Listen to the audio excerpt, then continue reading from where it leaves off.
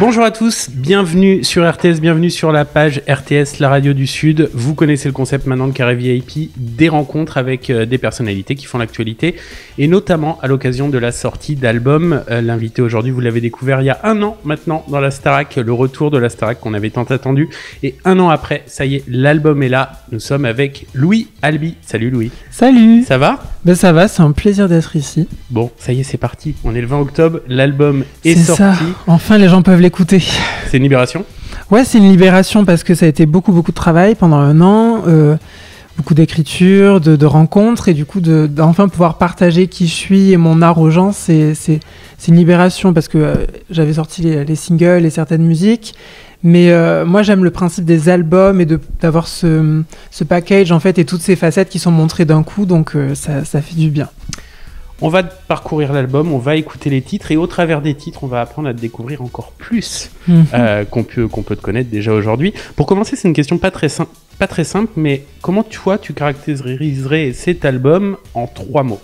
Juste 3 mots. Je dirais que tout d'abord c'est un album pop.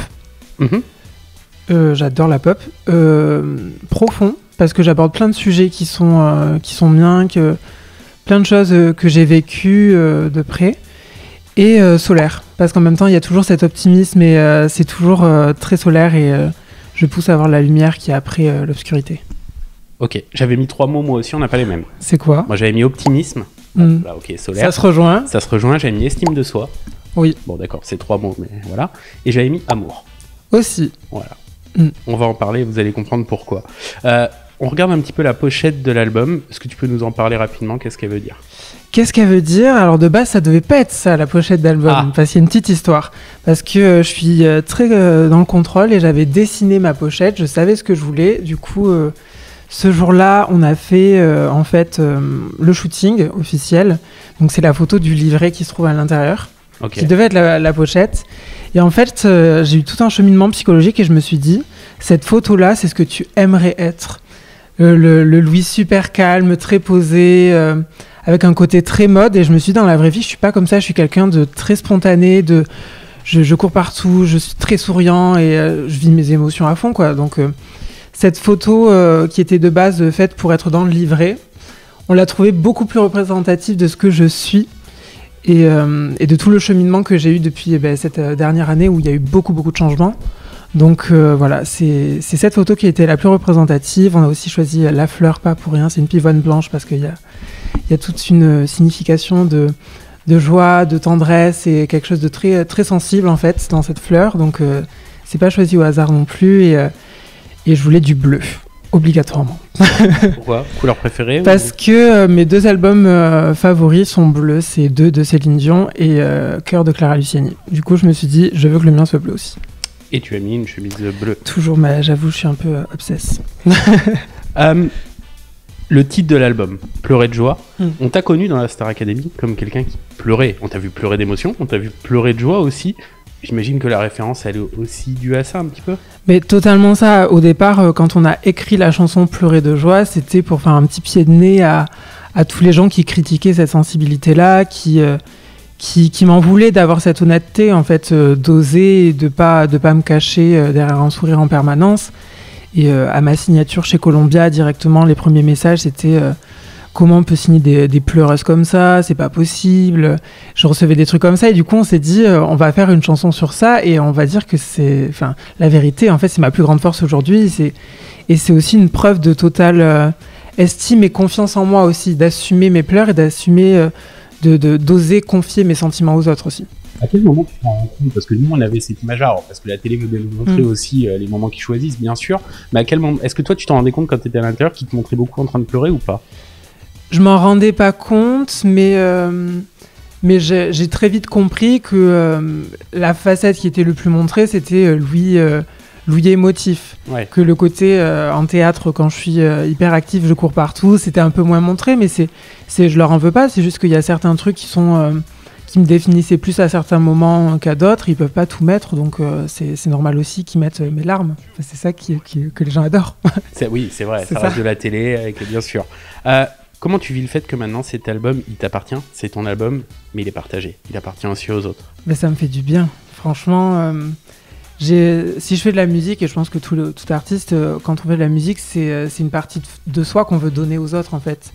Moi, je me suis donné entièrement dans cet album, mais du coup, ouais, c'était une volonté pour moi de me présenter, de me montrer, de raconter qui je suis aussi, ce que j'ai vécu. Donc, c'est un grand plaisir aussi d'avoir tous les retours et de recevoir l'amour, les commentaires. C'est hyper cool, quoi. Avant de parler de l'album, avant de rentrer dans le détail de tous ces titres, on rappelle que tu viens d'un village qui s'appelle Boudy de Beauregard. Exactement. C'est ça, dans le Lot-et-Garonne, village de 400 habitants. T'as pas l'accent? J'ai pas l'accent, je l'ai jamais trop eu. Ok. J'avoue que je l'ai très vite perdu parce que toute personne venant du Sud le sait plus ou moins. Que souvent à l'école on nous dit si tu veux faire un métier à responsabilité, vaut mieux que tu gommes un peu ton accent pour être pris au sérieux. Et du coup j'ai fait ce travail-là quand j'étais plus petit, quand je suis à l'école, quand je suis dans le monde du travail, j'ai toujours essayé de le gommer un petit peu, mais après en famille je l'ai totalement et ça revient et je parle vraiment comme ça. Aucun problème. Vraiment. Ça me rassure. Dans le Lot-et-Garonne, forcément, on le sait, hein, la mode, c'est le rugby. On est en pleine Coupe du Monde, on est à quelques jours des demi-finales. Moi aussi, je suis à fond. Tu suis voilà, mais je voulais savoir, c'est vrai? Mais je suis obligée. Ouais. Mon papa, c'est rugby à fond. Ok. Tout le monde fait de la famille. Tout le monde de la famille fait du rugby.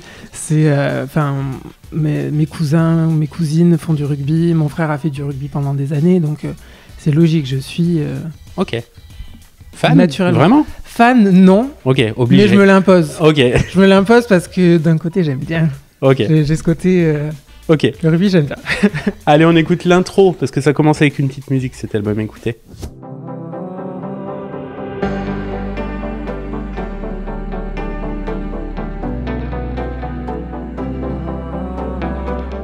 Pourquoi cette musique au début? Je trouvais hyper important de faire une introduction à cet album parce que je trouve que ça fait quali, déjà, j'aime bien. Ouais, bien sûr, ça nous plonge dans une ambiance. C'est ça. Et d'un autre côté, directement, c'est ce que j'ai demandé à Marceau, qui a fait l'album avec moi. Je lui ai dit, je veux une introduction qui soit comme un résumé et un avant-goût de tous les titres. Donc si on tend bien l'oreille, il y a absolument tous les titres dedans. Il y a tous les petits les gimmicks de plein de musiques et c'est ce que je voulais, enfin, avoir ce coup de projecteur sur tout l'album, un petit avant-goût et après on enchaîne directement sur Pleurer de joie. Transition. Quelle transition magnifique, j'ai même pas besoin de lancer. Je pleure, comme ça je pleure, d'amour je pleure, pas de douleur cette fois je pleure. La dernière fois que t'as pleuré de joie, c'était quand? Tout à l'heure. Tout à l'heure, j'ai fait une interview avec ma maman et du coup, il y a eu beaucoup de retours d'amour. Je suis retombée sur ça et ça m'a fait du bien de voir, d'avoir un peu foi en l'humanité. Dans la vie, tu pleures plus souvent d'émotion ou de joie? De joie. Ok. Je pleure beaucoup plus de joie parce que j'ai une éducation qui fait aussi où faut pas forcément se plaindre, il faut toujours voir le positif, toujours foncer. On a vraiment ce truc de travailleur, bosseur. Donc se plaindre et s'apitoyer sur son sort, c'est pas trop notre délire. Donc évidemment, il y a des moments de craquage, mais c'est plus souvent tout seul quand personne me regarde. Voilà.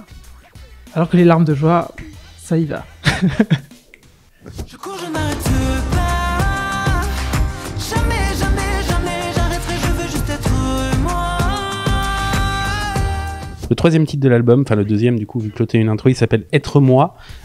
Jamais je ne quitterai le chemin pour être moi. Tu dis souvent que la Starac t'a permis d'être toi, de te révéler. Ça, tu l'as dit dans plein d'interviews. Est-ce que c'est vraiment à ce moment-là qu'il y a quelque chose qui commence à se passer ou ça a commencé un peu avant? Je pense que ça s'est fait petit à petit. Parce que avant la Starac, j'étais pas prêt, avant de m'inscrire moi-même sur MyTF1, j'étais pas capable de m'imaginer faire ce métier-là. J'étais pas prêt. Et du coup, si je me suis senti prêt à me présenter, c'est que c'était le moment aussi. Donc il y avait eu un travail déjà en amont qui avait été fait, que j'avais pris en maturité, en assurance aussi. Donc ouais, petit à petit, je pense que je me suis plus assumée telle que je suis. Et la Starac, ce coup de projecteur, évidemment, au bout d'un moment, quand on est regardé 24 heures sur 24, épié par des gens, moi, j'ai rien caché du tout. Donc je me suis dit, comment être fier de... Enfin, je me suis juste dit, en fait, sois fier et revendique-toi à 100%. Et comme ça, je suis un peu intouchable en fait. Si je suis fier de tout ce que je suis, on peut pas me heurter. Donc voilà, c'est ce que j'ai fait. C'est quoi les différences majeures entre Louis Albi et Louis Albigé? C'est ton vrai nom à l'origine? Ouais, c'est exactement pareil. C'est le même. C'est le même à 100%. Et je pense que c'est ça ma plus grande force aussi, c'est que j'ai énormément de recul quand je suis artiste aussi. Quand je bosse quoi. Je suis toujours le même et c'est ça la plus grande fierté, je pense, de ma maman, de mon papa, c'est le fait que je sois la même personne tout le temps et les valeurs que je transmets. J'avoue, j'ai pas de barrière entre l'un et l'autre. Il y en a pas un qui est plus fort que l'autre. Les deux sont là et toujours les mêmes en fait. Allez, on écoute le titre suivant. Mais tu vois, je suis pas con comme tu crois, mais arrête, joue pas trop avec moi. Mais tu vois, je suis pas con comme tu crois. Moi, j'ai retenu juste cette phrase parce que ça veut dire quoi? Enfin, j'en ai retenu d'autres, mais ça veut dire quoi? C'est là que t'as souvent été pris pour un con? Ça veut dire que j'ai toujours été vraiment pris pour un idiot, depuis que je suis tout petit. Hein. Mais c'est tout bête le fait que je sois quelqu'un de très doux, de très optimiste sur la nature humaine, toujours à chercher le bon chez chacun. Tout bête, mais physiquement aussi le fait que je sois tout fin et que je sois blond. Les gens se rendent pas compte, mais on prend vraiment les blonds pour des cons. Et j'ai eu plein de réflexions à l'école par des professeurs, aussi des adultes, sur plein de choses où on m'a toujours pris un peu pour l'idiot du village. Et sauf qu'en fait, ça a été aussi ma force parce qu'on m'attendait pas certaines fois sur certaines choses. Et oui, j'ai une grande naïveté et je suis très fière de cette naïveté parce que c'est ça qui fait qui je suis aujourd'hui. Mais c'est aussi ma plus grande force parce qu'au-delà de cette naïveté, j'ai aussi une grande conscience de ce que sont les gens, de ce qu'ils peuvent être et de comment fonctionne le monde en fait. Donc voilà, je ne suis pas bête, mais moi je pense souvent. Comment fonctionne le monde? Mais dans la chanson, tu dis le monde est parfait. Tu penses vraiment que le monde est parfait? Non, je pense pas que le monde est parfait. Ce côté-là, en fait, c'était pour appuyer le côté naïf, en fait, Okay. le côté... moi, je veux un monde parfait. Ouais. C'est plutôt ça. Je suis en quête d'un monde parfait. Je suis en quête d'un monde où les gens se respecteraient, il y aurait de la tolérance, il y aurait de l'amour, il y aurait... c'est ça, du respect, en fait. C'est la base de l'humanité, ça se perd beaucoup. Et c'est ça, je rêve d'un monde parfait, d'un monde en paix. C'est mon petit côté un peu Miss France. Mais je sais qu'il l'est pas. Et je sais qu'il y a beaucoup de travail. Et c'est pour ça que je suis là aussi, que je m'engage, que je parle de plein de sujets. C'est pour aussi ouvrir les gens à plein de sujets et aussi alléger les mentalités. Et ça fait du bien, parce que dans un monde qui n'est pas parfait et qui en ce moment, en plus avec tout ce qui se passe, maintenant on s'y habitue depuis le Covid, ça fait du bien d'écouter cet album avec plein d'optimisme. Et c'est pour ça, tu me disais solaire au début, moi je parlais d'optimisme, ça fait vraiment du bien, donc bravo déjà pour cet album. Un album qu'on a découvert au début avec un single, rappelez-vous. Je ne veux pas que tu te mentes, que tu me mentes, que ça te hante, que tu te mentes. Tu t'es menti toi à certains moments de ta vie, sur toi-même? Je me suis jamais menti. J'ai toujours, comme je dis, j'ai toujours été très conscient de plein de choses. Après, j'ai parfois décidé d'être silencieux. Et très souvent, je me suis dit, pour survivre, il vaut mieux se taire. Il vaut mieux être une jolie plante verte et pas parler. Donc ça, je l'ai déjà fait. Après, à partir du moment où je me suis un peu plus affirmée, là aujourd'hui, je mens plus du tout, quoi. Je mens plus du tout, j'ai jamais menti, c'est surtout ça, quoi. Je sais pas mentir. Ouais.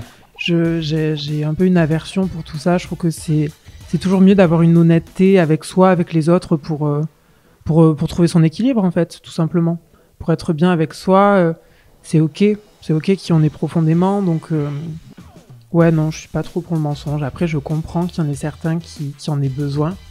Et cette chanson, c'est ça, hein, je parle de tous les garçons que j'ai rencontrés, qui s'assumaient pas forcément et qui voulaient des choses très secrètes et je leur en veux pas parce que je sais que c'est compliqué encore aujourd'hui en 2023, donc je leur en veux pas du tout mais je leur dis juste que c'est une main tendue, en fait, cette chanson, c'est une main tendue. Je leur dis si tu assumes et que tu arrêtes de te mentir, ce sera peut-être plus simple pour toi. Il y aura une phase de compliqué, mais après tu seras peut-être en paix avec toi-même et tu seras plus léger. Et pourquoi tu avais envie de tout de suite en premier y aller avec ça, en fait, ce thème naturel, l'homosexualité, en parler comme ça? Parce que malheureusement, c'est peut-être la chose qui m'a le plus défini quand je suis arrivée à la télé. C'est le truc qui est revenu, les gens me disent ah mais lui il est homosexuel et je suis un peu, moi c'est quelque chose qui me peine que ce soit, je sais qu'aujourd'hui il y a plein de gens qui n'écouteront pas ma musique juste parce que je suis homosexuel alors que ça ne me définit absolument pas. J'ai une personnalité, j'ai des passions, bref, je suis une personne à part entière. Mais du coup, je savais que c'était un sujet que je voulais quand même aborder parce qu'il y avait de très jolies chansons qui avaient été déjà faites sur ça. Amour censure, Kid de Elie de Préto. Plein de chansons, mais toujours assez lourdes. Et je voulais aborder ça d'un côté plus solaire, plus optimiste, moins pesant. Donc c'est pour ça. En plus, c'était en plein mois des fiertés. Je me disais, j'ai envie, en fait. J'ai envie de, ce mois-là, célébrer avec tout le monde nos différences et qui nous sommes. Le sujet aussi du moment, et t'en as beaucoup parlé à l'époque de la sortie de ce single, c'est le harcèlement scolaire. T'as été victime de harcèlement à l'école. Aujourd'hui, on sait tout ce que ça fait et les répercussions. Il y a des jeunes qui, genre, je sais plus les chiffres, mais il y a des jeunes qui se suicident régulièrement. C'est grave. Faut en parler. C'est pour ça que je voudrais en reparler, même si on t'a beaucoup posé la question. Notamment, toi, quand à l'époque t'étais victime de harcèlement scolaire, t'as eu un rendez-vous avec la directrice, je crois, de ton établissement, qui t'avait dit c'est pas une insulte, on lui rappelle juste qui il est. Ouais. Ça a été très compliqué. Enfin, ma mère l'a très mal pris. Moi, j'étais pas là du coup à ce rendez-vous-là. Mais c'était en tête-à-tête avec ma mère et ça a été très compliqué. En fait, c'est assez triste de se dire que c'est tellement banalisé en fait de traiter quelqu'un de pédé qu'aujourd'hui, par certains, c'est même plus vu comme une insulte. C'est oui, c'est comme ça. Et après, moi, j'ai vécu plein de trucs bien plus traumatisants en face, mais j'avoue, c'est fou de se dire que le jour où j'ai parlé, on m'a pas tendu la main. On me l'a repoussé, on m'a dit non, il n'y a pas de problème, il n'y a aucun problème. Parce que s'il y a des problèmes, ça ternit un peu notre image. Et ça, c'est compliqué de se dire que la vie, parce que ça touche la vie des gens, passe après la réputation ou d'un lycée, d'un collège, d'un établissement, en fait. C'est très compliqué. Il y a un gros problème. Après, il y a plein de professeurs aussi qui m'ont extrêmement aidé, qui ont été très présents et tout. Et on n'en parle pas assez, on parle souvent de tous les cons. On parle pas forcément des gens qui sont bienveillants. Et je pense qu'aujourd'hui, de plus en plus, les mentalités changent. Il y a des gens qui se renseignent, qui font le maximum et le nécessaire en fait pour pouvoir accompagner les jeunes, pour pouvoir sensibiliser aux mots qu'on n'a pas le droit de dire, tout ce qui est illégal en fait, tout simplement, l'homophobie, le racisme, etc. C'est un travail de fond, et c'est pour ça qu'on est là. Il faut parler, il faut passer des messages et dire aux gens aussi de trouver des personnes qui sont là pour les accompagner et à qui pouvoir parler. Parce que c'est pas forcément facile. Moi, j'avais une famille à qui je pouvais parler, mais il y a des gens qui n'ont pas ça. Donc, trouver des adultes, des amis de confiance et réussir à se décharger un petit peu et à trouver du réconfort auprès de quelqu'un. Je suis désolé, on se répète un peu, mais c'est important de le préciser. Pour toutes ces personnes qui souffrent aujourd'hui de harcèlement, quelle que soit la raison, le message, c'est ça, c'est de leur dire ne restez pas seuls, parlez. C'est ça. Moi, ça a été une erreur parce que comme je l'ai dit tout à l'heure, on a ce truc dans la famille, on n'a pas le droit de se plaindre. Et du coup, je parlais pas, je racontais pas, je disais oui, je me fais un peu embêter, mais c'est comme ça. Mon père me disait mais défends-toi. Et je disais oui, pas de problème. Mais il savait pas le quart de ce qui m'arrivait en réalité. Je voulais pas. Et du coup, voilà, il y a eu beaucoup de... Je veux pas que les gens reproduisent les erreurs que j'ai faites, et c'est pour ça, l'ayant vécu, sachant tout le mal par lequel je suis passée, je leur dis parlez. Parler, c'est la solution. Allez, on écoute le titre suivant, il s'appelle Page Blanche. Je suis une page blanche, j'ai tant de choses encore à écrire. Je suis une page blanche, j'ai tant de choses encore à écrire. C'est toi la page blanche de l'histoire ? Totalement, ouais. Pourquoi ? C'est un texte qu'on a fait avec Marc Well, d'une chanson. Et cette chanson, c'était un petit peu sur... ça rejoint mon côté un peu naïf, mon côté... je suis jeune, j'ai encore plein de choses à apprendre.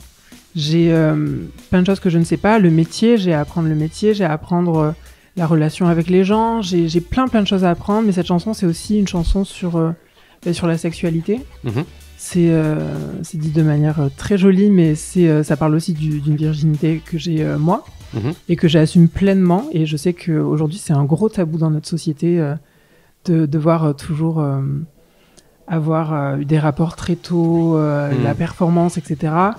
Moi, j'ai ce côté où je suis très utopiste. J'ai envie d'avoir rencontré quelqu'un et qu'on s'aime pour toujours. Donc, j'avoue, j'ai pas...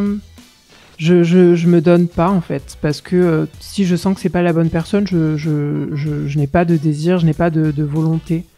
Donc, voilà, cette chanson, c'est ça. C'est tout ce que j'ai à apprendre. C'est un peu un J'attends l'amour de Jennifer.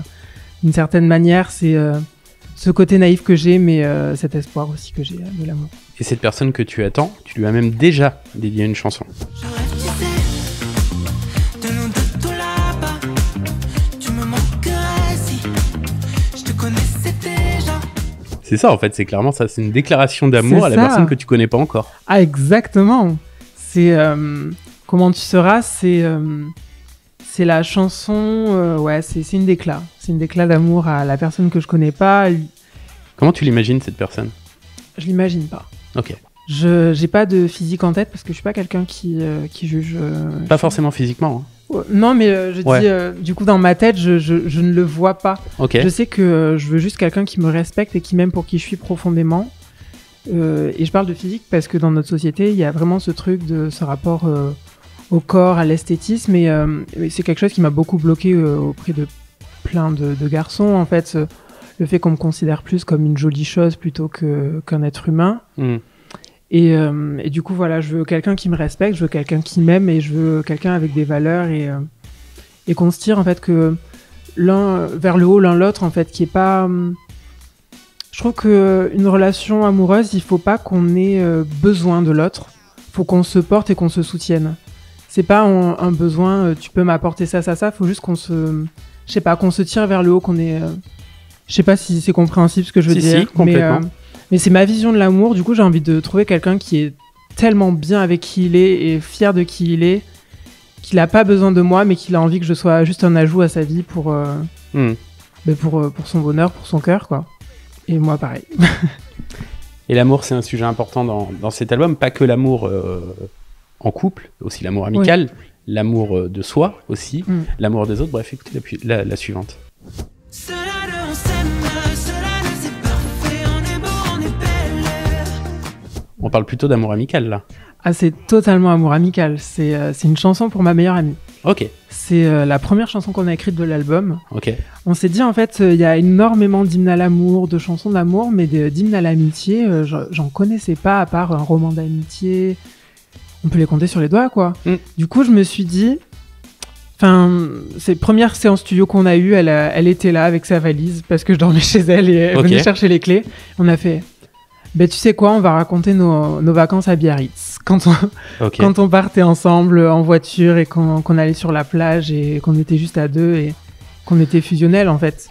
Donc, seul à deux, c'est ça, c'est cet hymne à l'amitié, c'est l'amour, en fait, fraternel que j'ai avec elle et avec certaines personnes, en fait, qui sont pas de ma famille, mais avec qui il y a une relation toute particulière. Donc, voilà, cette chanson, c'est pour elle. Il y a plein de private jokes dedans, de petits jeux de mots un peu sympas sur tout ce qui nous arrive. Et ouais, je trouve ça cool. On a tous ce pote avec qui on part en vacances et avec qui on fait les 400 coups. Et moi, c'est ma petite Emma. Elle s'appelle Emma. Et C'est repérer les petits private jokes qu'il y a dedans et essayer de comprendre. On peut comprendre quel genre d'ami t'es, j'imagine, à travers les private jokes. T'es quel genre d'ami, d'ailleurs ? Nous, on est le genre d'amis... comment dire ? Je sais pas, on est très câlin, très... c'est un peu comme ma sœur. Vraiment, ce truc de c'est ma sœur, en fait. Je dis, ma sœur de cœur, ma sœur de mon cœur. C'est comme une sœur pour moi et c'est toute ma vie. Et, je sais tous les pires drames de sa vie dont personne n'est au courant. Elle sait les miens et je sais ses plus grandes joies aussi. Et voilà, on parle de tout. Il n'y a pas de tabou. Zéro. Prochaine chanson, elle s'appelle Rendez-vous. On devient fou. Ce n'est que notre rendez-vous. On parle de quoi, là, dans cette chanson ? On parle pas d'un rendez-vous, du coup. C'est ça. C'est ça, on parle d'un bon vieux lapin. Cette chanson a failli s'appeler Les Lapins, d'ailleurs. Mais on s'est dit, c'est peut-être trop direct. Ouais. Mais du coup, on a préféré Rendez-vous, c'est plus poétique. Mais ouais, cette chanson, on voulait que ce soit une grosse respiration dans l'album, quelque chose de très frais, juste un guitare-voix avec la petite voix de tête très fluette. Et en fait, cette chanson, c'est un peu une grande souffrance quand même. Ok. Parce que c'est l'histoire que j'ai eue avec un garçon qui, du coup, était pas bien avec sa sexualité, avec qui il était. Et sauf que, du coup, il me le faisait un peu payer. Il me le faisait payer, il me mettait beaucoup de plans, en fait. Il venait pas quand il me donnait rendez-vous à certains endroits. Du coup, je parle de tous ces rendez-vous manqués, du tabou aussi qu'il avait avec lui-même, avec sa sexualité, avec son rapport aux autres, le besoin de plaire et d'être affirmé par tout le monde. Donc, cette chanson, c'est ça. Et toute la souffrance par laquelle je suis passée, la remise en cause de qui je suis, en fait, c'est juste que je suis pas assez bien, que je suis pas assez beau, je suis pas assez fort, je suis pas assez... Cette partie-là, et le dernier refrain, il y a une grande ouverture, et c'est le cheminement que je souhaite à tout le monde d'avoir à la fin d'une amourette qui ne se fait pas, tout simplement. C'est pas votre faute, c'est juste que c'était pas la bonne personne, pas le bon moment. Et vous aurez d'autres rendez-vous, vous aurez d'autres opportunités, vous aurez d'autres amours. Et voilà, il y aura toujours quelqu'un pour soigner notre petit cœur brisé. Et ne doutez pas de vous. C'est ça, exactement. C'est important de le dire. On va parler d'un autre rendez-vous. On fait presque une petite pause dans l'analyse de l'album pour parler d'un autre rendez-vous qui n'a rien à voir avec l'album. C'est le rendez-vous du 4 novembre prochain et le retour de la Starac. Dis-moi franchement, tu le vis comment ? Alors j'imagine que c'est cool, mais est-ce qu'il n'y a pas un petit côté jaloux ? Ah, alors moi je suis pas du tout jaloux. Je suis tellement heureux pour les gens. C'est vrai ? Quand je dis jaloux, c'est pas dans le sens négatif, mais dans le sens... Il y a juste un truc qui me déplaît, je me dis, je ne veux pas voir la personne qui dort dans mon lit. Ah ouais ? Parce que c'est mon lit. C'est mon lit, un truc de perso. J'espère qu'ils vont avoir refait un petit peu qu'ils vont avoir redisposé les choses autrement, parce que mon dodo, c'est mon dodo quand même. Ok. C'est très privé pour moi, du coup, j'ai pas envie de voir quelqu'un dormir dans mon lit. Mais après, d'un autre côté, je suis tellement heureux.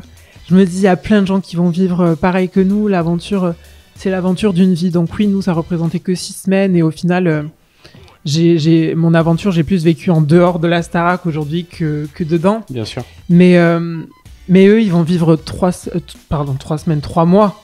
3 mois dedans. Donc je me dis, ça va vraiment définir une partie de leur vie. Et c'est tellement pas normal ce qu'on vit dedans. C'est toujours... c'est exceptionnel. Même les plus grands artistes ne vivent pas ça. Des primes toutes les semaines en live sur la plus grande chaîne d'Europe. C'est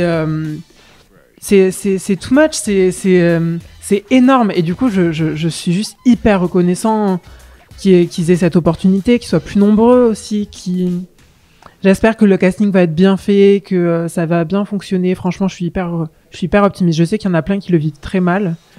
Moi, je suis tellement heureux pour eux, vraiment. Comment ils sont là dans cet état d'esprit ? Je crois qu'ils vont être 16 candidats cette année. On connaît Lola pour l'instant qui a été dévoilée dans l'émission Quotidien. Comment t'étais toi 2 semaines avant ? Tu sais que tu vas faire l'émission, t'as pas le droit d'en parler. T'es dans quel état d'esprit ? Je le disais à personne et j'étais... moi, juste avant, j'avais l'impression que j'allais partir en premier déjà. Du coup, je me disais, ça va être compliqué, partir en premier. J'essaie de me préparer. On en revient à ce manque de confiance. Ouais, c'est ça, mais toujours. Hein. C'est des vagues. Loulou, c'est des vagues. Du coup, j'avais peur de ça. Et pareil, il y a un truc, je sais pas si les gens sont au courant, mais il y a des personnes qui sont prévues au cas où qu'il y a un changement dernière minute. Et moi, je me disais, parce que je suis parano... c'est sûr qu'ils ont pris ces personnes pour moi. Parce qu'ils sont pas sûrs de moi, ils veulent me changer au dernier moment, donc c'est pas fait. Tant que je suis pas dans le château, c'est pas fait. Donc j'avais toujours ce truc de pas conscientiser, de me dire tu bosses, tu te donnes à fond pour préparer le premier prime, mais c'est pas encore fait. Donc tu dois prouver que t'es là, que t'en as envie. Donc ouais, même quand j'étais pris, j'étais encore dans le doute. Mais une fois que j'étais dedans, après ça s'est fait petit à petit. Voilà, c'était ok, mais... Mais c'est ouf. Enfin, c'est ouf ce truc d'être à ce point, de se dire. Je suis très parano. Ça va mieux ou pas quand même? Parce que là, tout ce qui t'arrive, quand même, ça appuie un peu la confiance. Tous ces retours que t'as, tout le public, les gens, l'album. Je sais pas si je prends confiance, parce que je vais pas mentir, c'est selon les jours, les semaines. Ouais. Mais en ce moment, j'ai un ego boost. En ce moment, j'ai un ego boost et je suis hyper en phase avec qui je suis profondément et je me dis, je suis une belle personne, je peux être fière de moi, je suis un bosseur, tout ce que j'ai fait, je l'ai mérité. Donc pour l'instant, je suis dans cette dynamique-là, donc je touche du bois, où il y a du bois, bam, je touche du bois, je suis fière de qui je suis et je me dis, j'ai mérité tout ce que j'ai fait, je suis content, j'ai bossé et voilà quoi, c'est comme ça. Tu n'es plus un oiseau blessé, peut-être? Belle transition. On l'écoute. J'étais un oiseau blessé.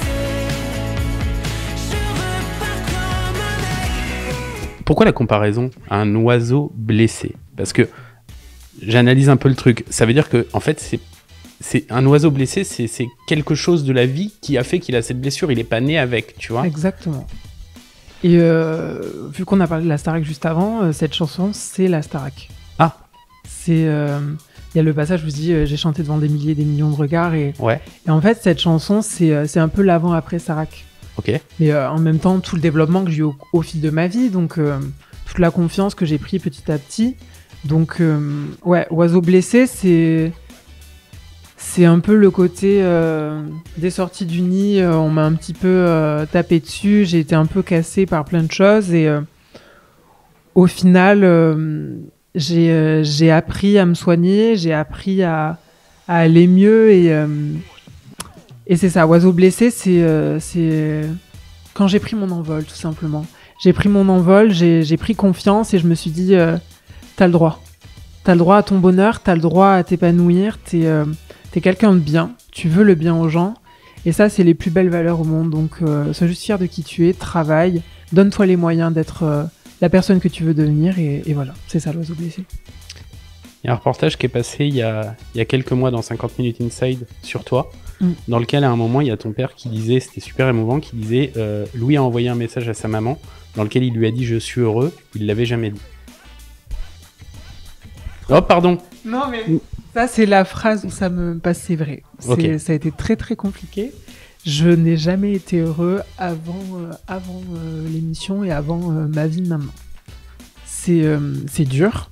Et je pense que c'est extrêmement dur de l'entendre dire de la part de son enfant à sa maman. Enfin, ma maman, ça a dû lui faire énormément de mal.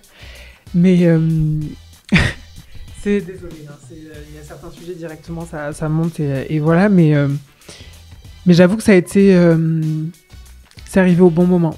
C'était un moment de ma vie où c'était un peu ça passe ou ça casse. C'était soit ça change, soit je pars. J'arrête et j'abandonne. Donc tout ça, c'est arrivé au bon moment. Et c'est pour ça que je crois vachement en la vie, l'univers. Je pense que tout est bien fait en fait. Et si on décide de continuer à se battre, continuer à s'affirmer, à être fier de qui on est, on peut trouver son chemin, sa lumière. Et donc c'est ça, l'oiseau blessé a enfin déployé ses ailes et c'est ça, mon papa. C'est pour ça que ça l'a beaucoup touché de savoir qu'aujourd'hui je suis heureux, je suis épanoui. C'est un soulagement pour eux, vraiment. On écoute la chanson suivante. Je suis prêt pour le grand saut. Amour, amour, amour, viens me chercher. Je veux plus d'une vie entre parenthèses, j'ai l'impression de vivre en quarantaine, je suis prêt pour le grand saut. Ça, c'est des phrases qu'on retrouve dans cette chanson. On a l'impression que t'attends quand même l'amour avec impatience. Ben, j'avoue que ça ferait plaisir. Ouais. Tu veux que je fasse une annonce? On fait une demande. Allez. Aimez-moi s'il vous plaît. Venez en DM, venez n'importe où. Vraiment, je suis très ouvert à la discussion. Voilà, qui que vous soyez. Aujourd'hui, tu te sens prêt à être amoureux? Ben, je suis prêt. Je l'ai toujours été. Mais comme je dis, je cherche tellement quelqu'un qui... Je veux pas faire les choses par dépit, quoi. Ou me dire... parce que ça, c'est un truc, ça se fait vachement maintenant, c'est... on se met ensemble et on verra si les sentiments viennent. Waouh, c'est pas possible. C'est pas possible, donc moi, je veux le coup de foudre et voilà, je me le souhaite et je sais que c'est possible. Si je le veux, je manifeste. Ça va arriver. Très vite, d'ailleurs. Et on te le souhaite. Ouais. Vraiment. Entre moi, entre nous. Entre moi, entre entre nous. Donc de quoi elle parle cette chanson? Non, cette chanson, c'est pareil, je me parle à moi-même. Ok.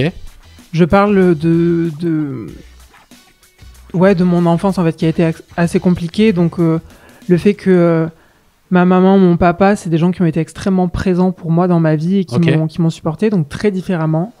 Ma maman, d'un côté beaucoup plus émotionnel, donc elle a toujours été là comme un support en fait. C'est elle aussi qui m'a aidé à aller voir des psychologues, à me faire aider et à parler en fait, à être fière de qui j'étais. Et mon papa, il avait ce côté de plus papa, hein, de rugbyman, machin, de tous ceux qui t'embêtent et tu leur en colles une.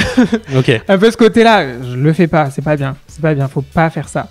Mais du coup, les deux avaient ce truc, défends-toi et voilà quoi, faut pas se laisser faire. Et sauf que moi, j'ai toujours été très doux et du coup, je me suis laissé marcher dessus en fait, totalement. Et du coup, cette chanson, c'est tout le silence. Okay. C'est une chanson où pourtant je chante très fort. Il y a beaucoup de voix, de notes, etc. Mais pourtant, c'est une chanson sur le silence que j'ai gardé pendant des années. Donc, sur les mots, sur les gestes déplacés qu'il y a eu, sur plein de choses que j'ai pas forcément envie de développer non plus aujourd'hui, j'ai envie de parler. Que j'ai vécu et du silence que j'ai gardé pendant des années. Et d'un coup, il y a ce pont qui arrive où j'explose. Et donc, cette chanson, je l'ai faite avec Pierre-Paul du groupe 47 Terres. Et on avait cette volonté de faire quelque chose de très très doux. Et d'un coup, il y a le pont où explosion musicale un peu un peu à la Shawn Mendes, quoi. Il y a les guitares qui arrivent, il y a les batteries. Et je commence à crier, quoi. Et à presque crier, de douleur, en fait. Faut que je parle, il faut que je le dise, en fait. Parce que c'est pas possible de garder ça et de garder ça dans un petit corps d'enfant. C'est pas possible, on peut pas rester dans le silence. Donc, c'est ça, c'est une invitation à la parole. Je dis aux gens, se taire quand on est harcelé, quand on vit des choses compliquées, c'est pas la solution. Donc, cette chanson, c'est une fois de plus, c'est une invitation à la parole, c'est une invitation à dire, à s'assumer et à être fier de qui on est, en fait. Donc, voilà. On a parlé d'amour dans à peu près tous les sens du terme, mais il y avait aussi l'amour familial, l'amour... On écoute ça. Mon frère, il n'y a rien sur cette terre. Ça, c'est une chanson pour ton frère. Alors, pas du tout. Oh Si. Ah bon? Non, la chanson s'appelle Mon frère.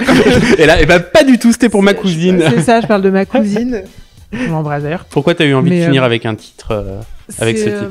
Alors, déjà, du coup, c'est la 13e chanson de l'album, quand on regarde. Et 13e chanson, mon frère est né le 13 janvier. Ok. Donc, c'est mon chiffre porte-bonheur. Ok.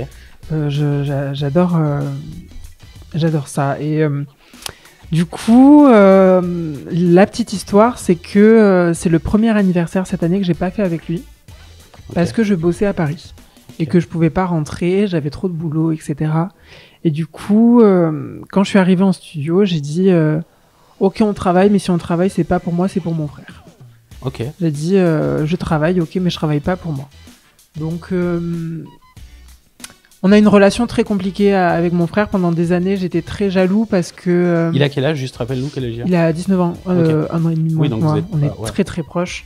Du coup, ça a toujours été... j'ai toujours eu énormément d'admiration pour lui parce que, au contraire, moi, j'étais beaucoup harcelée, mis à l'écart. Lui, c'était un petit peu le petit prince sportif, basketteur, avec plein de copains. Et d'une certaine manière, je lui en voulais. Je lui en voulais qu'il soit le plus petit et pourquoi il réussit à tout. Et moi, je galère à m'assumer tel que je suis. Il avait une masculinité que je n'avais pas. Et à l'époque, je ne comprenais pas que ma masculinité était tout aussi belle, en fait. Et du coup, j'avais beaucoup de jalousie, de rancœur injustifiée, en vrai, parce que c'est pas sa faute. Il est juste lui-même et c'est comme ça. On ne décide pas. Et il est aussi beaucoup moi. Et bref, c'est comme ça. Mais du coup, j'ai beaucoup de jalousie. Et un jour, il est parti. Et c'est là pour faire ses études et j'ai eu le déclic de mais je l'aime ce petit con. Je l'aime mon frère et du coup cette chanson c'est tout l'amour et la haine qu'on a en même temps pour son frère, sa sœur, ceux qu'on aime le plus au monde, en fait, cette Et relation Ça va parler à beaucoup de gens. parce qu'on hyper a tous paradoxale, c'est ça, Mm. mais c'est ça. On s'est tous disputés avec son frère, sa sœur, de manière disproportionnée, alors que c'était pour... il avait une cacahuète de plus dans son... ça. Ouais. voilà, quoi. C'est des trucs tout bêtes, et du coup, voilà, cette chanson, c'est ça, c'est toute l'admiration que j'ai aussi pour lui aujourd'hui. Pour moi, mon frère, c'est le plus beau, c'est le plus fort, je l'aime d'une manière inconditionnelle. Du coup, il fallait cette chanson, il fallait que ce soit la 13e absolument. Fallait qu'il soit là, parce qu'aujourd'hui, c'est la personne que j'aime le plus et c'est mon plus grand pilier. Donc voilà, c'est naturel. Tu lui as fait écouter avant, j'imagine. Il l'a pas découvert. Comment il a réagi? Alors, il y a eu 2 réactions. Ah. Parce que c'est le jour de mon anniversaire. Je lui ai fait écouter, je suis arrivé, j'avais fait filmer par sa copine. Et j'ai posé le téléphone et j'ai dit, je sais que c'est mon anniversaire, mais vu que j'étais pas là, c'est moi qui te fais un cadeau. Et je lui ai fait écouter la musique, du coup il était tout ému, mais il avait ce petit truc de se retenir un peu pour faire le bonhomme face à sa copine. Donc voilà, et du coup voilà, il était très ému. Et après, une fois à la maison qu'on était tous les deux, il m'a demandé à la réécouter. Et là, il a fondu en larmes et ça a été vraiment un très beau moment qui n'est pas filmé du coup, mais qui reste dans mon cœur plus particulièrement que la première écoute en fait. Cette chanson, c'est la nôtre et je voulais pas faire une chanson triste. Je voulais célébrer en fait notre amour et que ce soit la fête en fait. Donc voilà, c'est beau, on pleure et on danse sur une musique à deux et c'est la nôtre et c'était aussi une volonté pour moi de chaque concert que je fais pouvoir le chanter et le célébrer auprès de tout le monde. Et on apprend une chose là quand même les amis, on apprend qu'en fait dans la famille il n'y a pas que Louis qui pleure. Ah mais c'est ça, mais toute la famille pleure beaucoup. Ok, ça doit être sympa. Non mais Non, on mais pleure d'amour et de joie. Bien Avant tout on pleure de joie. Bien sûr. Mais ouais c'est beaucoup... Mon papa est très très sensible, ma maman aussi et mon petit frère un peu moins. Parce que je pense que sans le vouloir, il a quand même une éducation et il se met plus de barrières de par son côté sportif où il faut quand même avoir ce côté un peu pas de sentiment. Mais en famille, avec le cercle proche, il s'autorise quand même énormément à pleurer et à vivre ses sentiments. Donc voilà, on est très, très sentimental. Bravo pour cet album en tout cas, vraiment, merci qui est vraiment beaucoup. une vraie bouffée d'oxygène, vraiment ça fait du bien, on partage avec toi ton optimisme, on apprend vraiment à mieux te connaître avec un peu sans transparence j'ai envie de dire et ça, vraiment ça fait du bien et je pense qu'il y a beaucoup de gens qui se reconnaîtront aussi dans cet album. Juste une petite chose, quand t'es sorti de la Starac, on t'a découvert avec une autre chanson, écoutez c'était ça. Dis-moi pourquoi moi je n'y arrive pas. Pourquoi elle est pas dans l'album? Elle est pas dans l'album parce que elle ne correspond pas à mon style musical. Ok. C'est une chanson que j'aime beaucoup. C'est une chanson qui m'a été écrite par Slimane et je suis extrêmement fière d'avoir ce titre. Donc en live, je le chante et je suis à chaque fois hyper fière de le défendre. Mais par contre, vu que j'ai eu un ADN beaucoup plus de la pop, plus pop rock, avec un côté plus... j'aime pas dire ça, mais plus inter, avec un peu anglo-saxon, Harry Styles, etc. C'est des références et c'est ce que j'aime vraiment faire. En France, et Slimane, ce qu'il fait surtout, c'est vraiment de la pop urbaine. Et l'urbain et le côté rock, c'est vraiment genre un petit peu les opposés. Ouais. Donc, je suis hyper fière de pouvoir la chanter en live. Mais par contre, je trouvais qu'elle serait pas mise en valeur dans l'écrin qui est mon album. Donc vous pouvez la retrouver cette chanson si vous allez écouter Louis en live et ça arrive très bientôt. Très vite, très très vite. 8 novembre les amis à Lyon, 10 novembre à Lille, 11 novembre à Bruxelles et le 14 novembre pour finir à Paris à la Maroquinerie pour finir ces 4 dates parce qu'on espère bien qu'il y en aura d'autres derrière. On a hâte de voir ça. Comment tu te sens là par rapport à ça, de te dire que tu vas être face à ton public, juste à toi? Ben, ça va être particulier aussi parce que je sais que j'ai fait des plateaux radio ou ce genre de choses où par exemple les gens viennent pas forcément pour nous. Ben, c'est ça. Et sauf que moi j'adore convaincre les gens, me donner à fond et aller les chercher. Donc j'ai une petite appréhension de voir ce que ça fait d'avoir un public qui est vraiment là pour nous et qui est un peu déjà convaincu en réalité. Oui, c'est ça. Donc, qui connaissent les paroles. Et je pense que ça va être beaucoup d'émotions, beaucoup de joie. Et ouais, je pense que ça va être... déjà que je suis un peu hyperactif quand les gens m'attendent pas. Donc, quand je suis avec des gens qui sont là et qui m'attendent, alors là, ça va exploser, ça va partir dans tous les sens. Donc, ouais, j'ai vraiment hâte de pouvoir vivre ça et de rencontrer les gens aussi qui m'ont soutenu pendant toute cette période, pendant l'émission, mais pendant aussi tout l'après, parce que là, ça fait 1 an. Ça fait 1 an, ils sont restés, ils ont écouté ma musique, maintenant ils écoutent mon album, et donc maintenant l'écouter en live, c'est toute autre chose. Donc les remercier, les rencontrer et mettre des visages, c'est ça. Quand on est artiste, la chance qu'on a, c'est de recevoir beaucoup d'amour. Donc, moi aussi beaucoup de haine, mais je me concentre sur l'amour, et du coup, je trouve hyper important les remercier, parce que faut pas commencer à prendre les choses pour acquis. Je reçois de l'amour, c'est trop bien, je le mérite. Non, faut remercier les gens. Moi, si je suis là, c'est grâce à eux. C'est ok, beaucoup de travail, mais c'est aussi leur présence et leur soutien au quotidien. Donc la scène, c'est ça. C'est un peu se célébrer les uns les autres et vivre un moment ensemble de cohésion. Vivez-le, ce moment. Les dates, vous les avez à l'écran réservées. Il reste encore quelques places. Merci d'avoir été avec nous, Louis. On va se quitter avec une dernière question que je pose à tous mes invités. On est revenu sur quelques petits moments de ta vie. On a parlé un petit peu de toi. On a appris à te découvrir. On n'a pas vraiment parlé de toi enfant, quoique si, un petit peu. Si tu avais l'occasion aujourd'hui, maintenant que tu sais tout ce qui t'arrive, de remonter le temps et de t'adresser à toi-même quand tu étais petit, qu'est-ce que tu te dirais ? Je lui chanterai entre nous, déjà pour commencer, parce que je me comprendrai. Je sais très bien ce que je dis dans cette chanson et les paroles, mais juste continue. Parce que le chemin que j'ai fait, les erreurs que j'ai fait, le manque de confiance, toutes les étapes par lesquelles je suis passée, c'est ce qui a fait que je suis là. Donc je peux pas lui dire essaye d'être plus comme ça, d'être un peu moins comme ça, Je peux pas, je suis fière de ce qu'il est, je suis fière de tout ce qu'il a fait. Je parle de moi à la 3e personne, c'est très... Mais je parle au petit garçon, à Loulou.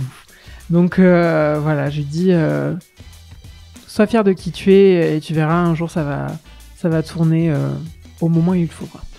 Parce que tout est tombé au bon moment pour nous. Hop, c'est comme ça. Et ça continuera. Merci beaucoup. Merci à toi. À très bientôt.